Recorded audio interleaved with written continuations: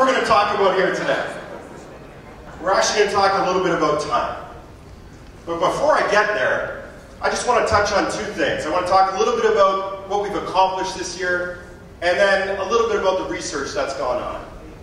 So I get to say this every year, but it's true. Once again, this last year has been our best year ever. You see, we've raised almost $1.5 million.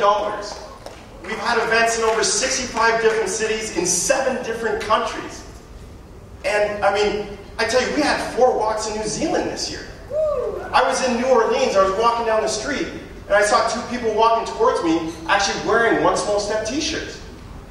I was in Cuba, I was having lunch, and a guy walked past me, and he was wearing a One Small Step t-shirt.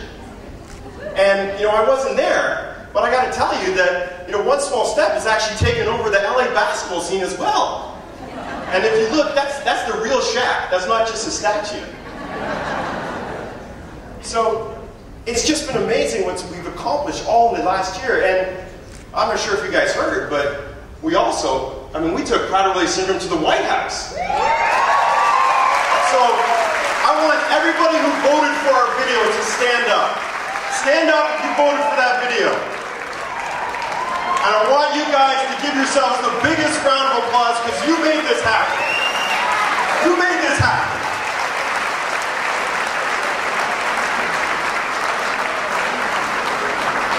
So, you know, I was going to talk a little bit about this, but I got a call at the last minute, someone who actually wanted to talk to you guys as well.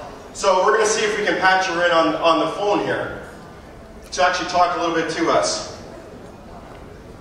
I'm going to look over there and see if we're able to get her connected there on the phone. Thanks so much. I am delighted to be able to come and share a few moments with you and deliver my personal congratulations.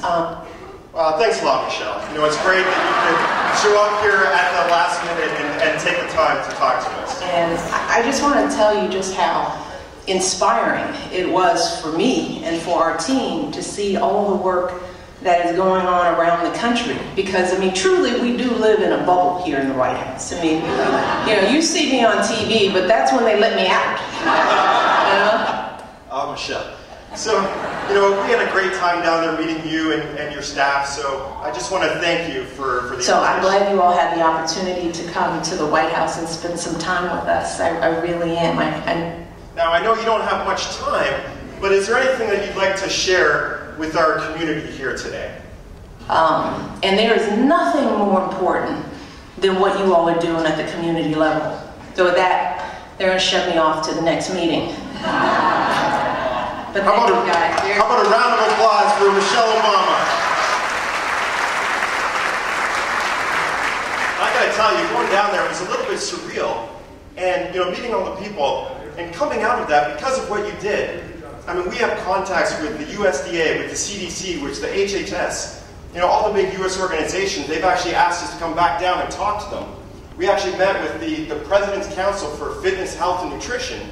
And they've again asked us to come back and talk to them and give them some guidance in what they're doing across the US. So the relationships that we're building through that experience, through what you did, is just priceless.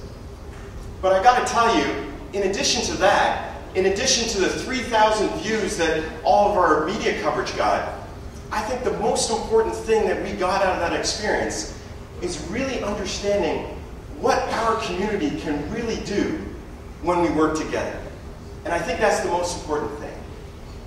So, the next thing that I want to touch on is actually a little bit about the research. And rather than talk about one specific research project, I want to tell you about a real, kind of a foundational shift that's going on right now. You see, we've been working for years to understand Prader-Willi syndrome a little bit better. Mouse models, genetic research, and we're actually starting to learn enough that we can actually take this now to the next level. And we're actually starting to plan for clinical trials. And I want to stress this again to make sure we understand how big a deal this is.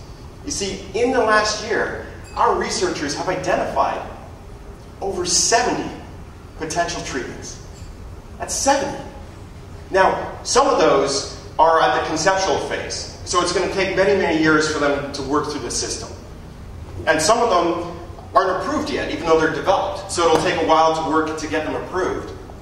But some of those treatments are actually already approved drugs. There are things that were developed for cancer, for diabetes, or some other of these syndromes that people actually identified they actually helped reduce the hunger. So now, it's very clear what we need to do. All we need to do is start these clinical trials and test these treatments in people with Prader-Willi syndrome. It could literally be that close. And for me, the important part about talking about this is to really understand how clear our path forward is. We know what we need to do. But with that said, we've also learned that we're not there yet. And what we've learned by not being there yet is, in the last year, there's been a lot of challenges even within the PWS community. And I want to talk a little bit about one family, LJ Collins. And I was talking to his mom a little bit earlier this week, and he was a 15-year-old boy. And he was living actually in a group home because of the behavioral challenges. And one day, he actually got out of the home, and he went to find something to eat.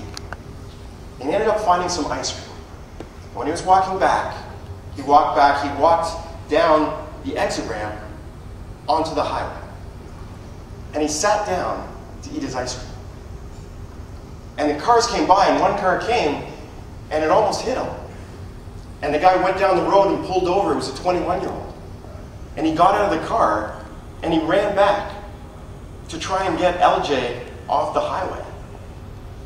And he was talking to LJ's mom, and he said, I was 30 seconds from pulling him off the highway when another car came and hit LJ, knocked him 4 feet in the air, and he died instantly.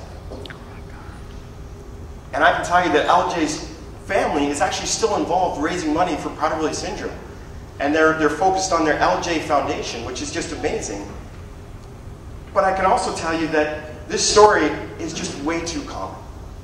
We can talk about the challenges, but there's also deaths. There's 2-year-olds, there's 7-year-olds, there's 15-year-olds who are dying from the complications related to Prader-Willi syndrome. And for me, it really became personal and really came close to home a little bit earlier this year. We actually went down to visit Dr. Miller, who's one of our leading researchers. She's based out of Florida. And one of the things that they put together is they've actually developed what they call the nutritional phases of Prader-Willi syndrome. You see, in phase 1, when children are born, newborns with Prader-Willi, they actually don't have this excessive appetite.